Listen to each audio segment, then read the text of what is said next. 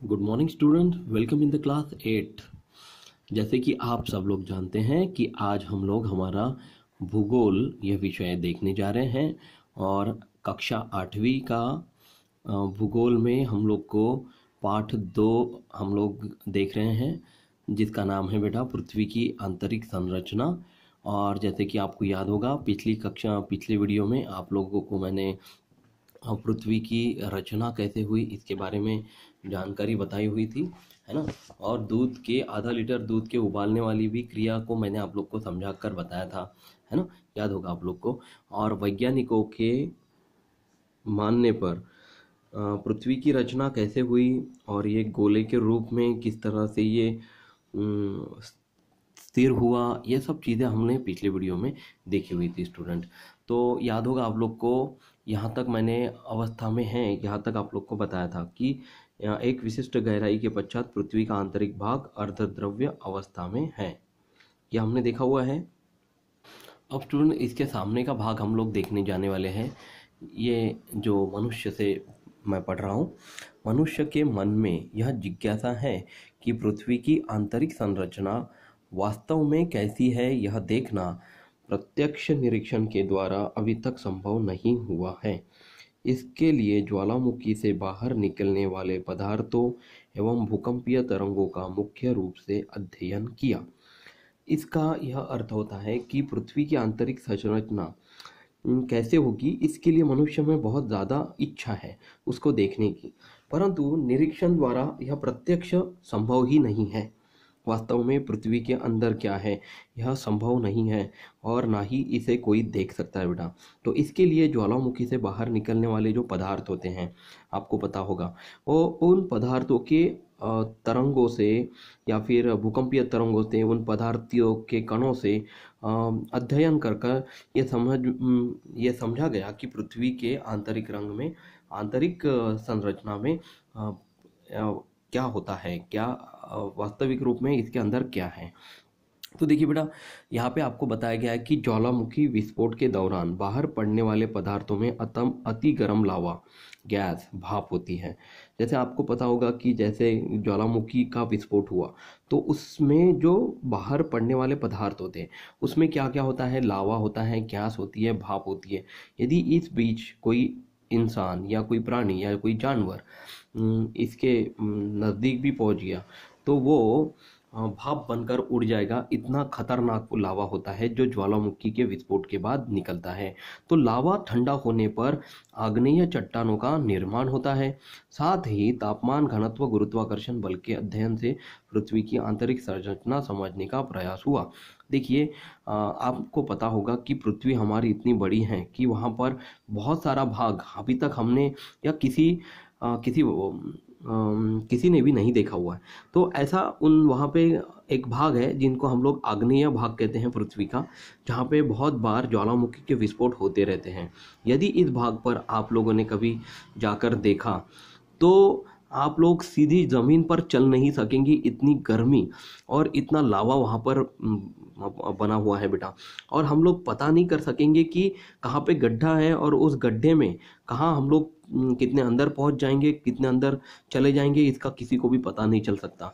इसलिए ऐसी जो आग्नेय चट्टानों का भाग है पृथ्वी के ऊपर, वो ज्वालामुखी विस्फोट के कारण वहाँ पर ये ज्वालामुखी बार बार विस्फोट होते रहते हैं और वहाँ का तापमान, घनत्व और गुरुत्वाकर्षण बल के अध्ययन से पृथ्वी की आंतरिक संरचना समझने की कोशिश की गई। मतलब वहाँ पे तापमान कितना होता है, घनत्व कितना होता है, गुरुत्वाकर्षण बल कितना होता है, इन सब का अध्ययन करके ही पृथ्वी की आंतरिक संरचना बनाई गई या सोची गई। ठीक है, उदाहरणार्थ गहरी खान में जाने पर तापमान अधिक होता है। जैसे आप लोग जैसे पृथ्वी की गहराई में अगर जाने की कोशिश करेंगे तो जैसा तापमान अधिक होता है, वैसे ही गहरी खान के यदि अंदर भी जाएंगे, यानी पृथ्वी की गहराई के अंदर ही जाएंगे, तो वहाँ पे तापमान बहुत ज़्यादा होता है। वैसे ही ज्वालामुखी के विस्फोट से बाहर आया लावा भी तप्त होता है। हाँ, ये लावा विस्फोट के बाद तो बहुत ज़्यादा तप्त होगा ही। तो इससे यह अनुमान लगाया गया कि पृथ्वी का आंतरिक भाग तप्त एवं प्रवाहित तरल अवस्था में होगा। तो स्टूडेंट्स, क्या अनुमान लगाया गया कि पृथ्वी की आंतरिक संरचना में, देखिए अभी भी अनुमान की ही बातें चल रही हैं, कोई भी पृथ्वी के इतने अंदर नहीं चल गया या जा सका है कि उसको अंदर से देख सके, क्योंकि अंदर में बहुत गर्मी है। इतनी गर्मी है कि अंदर में प्रवाहित तरल अवस्था में तपता हुआ भाग हम लोग को दिखेगा बेटा। और वो तपता हुआ भाग हो सकता है तपते हुए कोई एलिमेंट्स हो, तत्व हो, या कोई बहुत लोहे का भी हो सकता है तपता हुआ भाग। और वहाँ पे अगर छूने की किसी ने हिम्मत भी की तो वह जल जाएगा। तो ऐसे अनुमान भूगर्भ वैज्ञानिकों ने लगाए। पृथ्वी के अलग अलग भागों में हर साल भूकंप आते हैं, इससे भूकंपीय तरंगों की उत्पत्ति होती है। जैसे आपको पता है कि कुछ 1-2-3 महीने बाद या फिर 1 महीने बाद ऐसे आप लोग को भूकंप वाली घटनाएं सुनाई देती होगी, न्यूज़पेपर में आती है या न्यूज़ में भी बताई जाती है बेटा। तो ये जो भूकंप हमेशा पृथ्वी में होते रहते हैं अलग अलग भागों में पृथ्वी के, ये किसकी उत्पत्ति है? भूकंपीय तरंगों की उत्पत्ति है। ठीक है, अब चलते हैं हमारे अगले पेज पर। पृथ्वी के आंतरिक भागों से गुजरती हैं। यह जो भूकंपीय तरंगें होती है ना, वो पृथ्वी के आंतरिक भागों से गुजरती हैं। उनकी दिशा एवं गति का अध्ययन कर आंतरिक भाग की संरचना का अनुमान लगाया जाता है। यानी कि जो भी भूकंपीय तरंगों की दिशा होगी या गति होगी, उनका अध्ययन करके ही आंतरिक भाग में क्या हो रहा है इसका अनुमान लगाया जाता है। अभी तो ऐसा भी हुआ है बेटा कि वैज्ञानिकों ने ऐसी खोज की हुई है कि भूकंप आने के पहले ही उस गांव को सतर्क किया जा सकता है और उनको वहां से हटाया जा सकता है, ताकि आने वाले भूकंप से बहुत सारे घरों को बेघर होने से बचाया जा सके, या उनकी मूल्यवान वस्तुओं को भी हम लोग आसानी से बचा सकते हैं, उनके प्राण हम लोग बचा सकते हैं। तो भूपटल के अध्ययन हेतु मानव ने वेधन छिद्र भी किए हैं। यानी कि भूपटल के अध्ययन का इनके जानकारी के लिए बेटा तो वेधन छिद्र बनाए हैं, ताकि वो भूकंपीय हलचल जो होती है अंदर पृथ्वी के अंदर, उसके प्रति वैज्ञानिकों को तुरंत जानकारी प्राप्त हो। देखिए यहाँ पे एक प्रश्न पूछा गया है कि बहुत ही मुश्किल सा प्रश्न है, लेकिन इसका जवाब बहुत आसान है। देखिए, क्या पृथ्वी पर एक जगह पर गहरी खुदाई करने पर विपरीत दिशा से बाहर निकला जा सकता है? इस विषय पर तुम्हारी कल्पनाएं कॉपी में लिखो और उस पर चर्चा करो। देखिए, यदि इसमें कोई इंसान अगर जाने की कोशिश करे तो वो जिंदगी भर भी कभी बाहर नहीं निकलेगा। और यदि आप लोगों ने कोई मशीन अगर अंदर में भेजी तो भी वो दूसरे ध्रुव से बाहर निकलने की हम लोग सिर्फ कल्पना ही कर सकते हैं, क्योंकि वो जैसे ही अंदर जाएगी वैसे ही वो पिघल सकती है बेटा। और पिघलने की वजह से वो मशीन दूसरी तरफ से तो बाहर बिल्कुल नहीं निकल सकती है ना। और हमारी जो पृथ्वी है वो बहुत बड़ी वायु दाब की वजह से बनी हुई है। उसका भी एक कारण है कि इसमें दूसरी जगह पर भी अगर निकलते हैं तो पृथ्वी के बाहर बहुत बड़ा वायुमंडल आप लोग को नजर आएगा। तो इन कल्पनाओं की आंतरिक संरचना में आपकी मदद होगी, इसलिए आपको यह प्रश्न पूछा गया है, ये बताया गया बेटा। अब जानते हैं, क्या आप जानते हैं, ये पढ़कर, ये पिंक वाला भाग मैं पढ़कर बताता हूँ आपको कि हमारी इस पृथ्वी की उत्पत्ति करीब 460 करोड़ वर्ष पूर्व हुई है। देखिए, 1 करोड़ 2 करोड़ 3 करोड़ की बात नहीं चल रही है अपनी, 460 करोड़ की बात चल रही है। उतने वर्ष पूर्व यानी कि उतने वर्ष पीछे जाएंगे तब हमारी पृथ्वी की उत्पत्ति हुई है, पता है आप लोग को। अब इतने यदि वर्ष हैं, करोड़ों में वर्ष हैं, 460 करोड़ में वर्ष हैं, तो हमारा जो जीवन मान है, जीवन काल है, वो कितने साल का होता है? ज़्यादा से ज़्यादा अभी तो 60 साल ही हैं। पहले तो 100 साल तक कोई भी जी सकता था, आज तक तो 60 साल भी बहुत हो गया। तो इतनी पुरानी हमारी पृथ्वी है। तो प्रारंभिक अवस्था में पृथ्वी वायु रूप में थी, यहाँ बताया गया वैज्ञानिकों द्वारा। फिर ताप के उत्सर्जन की प्रक्रिया के कारण, यानी कि बहुत ज़्यादा गर्मी के भाप में बदलने के कारण, प्रक्रिया के कारण वह धीरे धीरे ठंडी होने लगी। मतलब वो क्या होगी बेटा? धीरे धीरे ठंडी होती रही ताप के उत्सर्जन की प्रक्रिया की वजह से, और बहुत दिनों तक बारिश भी होती रही। तो पृथ्वी पहले द्रव अवस्था में परिवर्तित हुई, मतलब वो ठंडी होने के बाद वो क्या हुई बेटा? द्रव अवस्था में परिवर्तित हुई। और फिर समय के साथ उसका बाह्य भाग सबसे पहले ठंडा हुआ और ठोस बन गया। तो जो भी पृथ्वी का बाह्य भाग था ना, जो जमीन हम लोग अभी देख पा रहे हैं, वो क्या कौन से रूप में बदल गई बेटा? ठोस बन गई।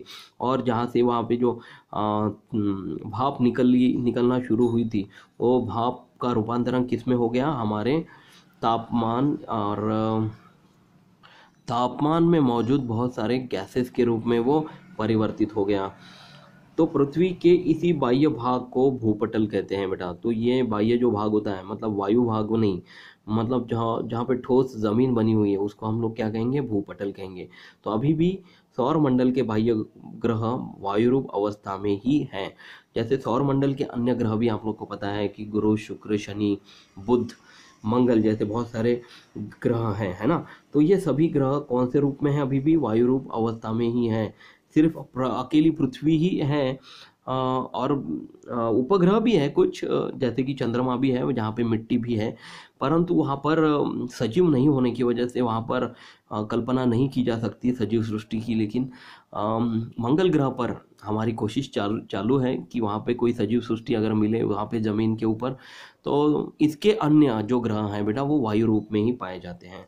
अब देखिए पृथ्वी की आंतरिक संरचना यहाँ पे बताई गई है। यहाँ पे आप लोग को जो यह भाग मैंने आप लोग को पिछले वीडियो में बताया था, देखिए नीला, पीला और लाल रंग के कुछ यहाँ पे मिट्टी ली गई है, और इन पहले लाल गोला बनाया गया, फिर पीला गोला बनाया गया। पीले गोले को इस तरह से चकती के रूप में बदल दिया गया, उसके अंदर लाल गोला रखा गया और उसको ढक दिया गया पीले गोले से। पीला गोला अभी पीला गोला गोल हो गया है। अभी गोल घुमाने के बाद अब देखिए नीले भाग की भी एक चकती बनाकर उसको भी पीले गोले के ऊपर रखा गया।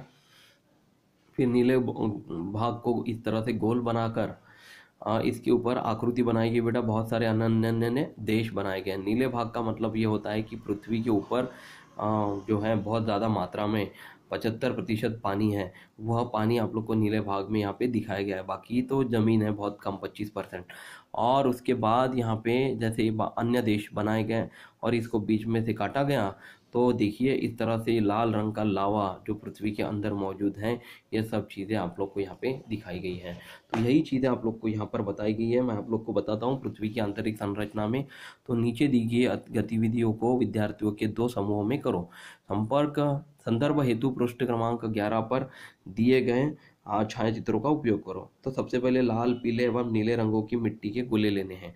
दूसरा, लाल रंग का गोला थोड़ा बड़ा होना चाहिए। लाल रंग का जो गोला होगा ना बेटा, तो वो था थोड़ा बड़ा लेना है आप लोग को।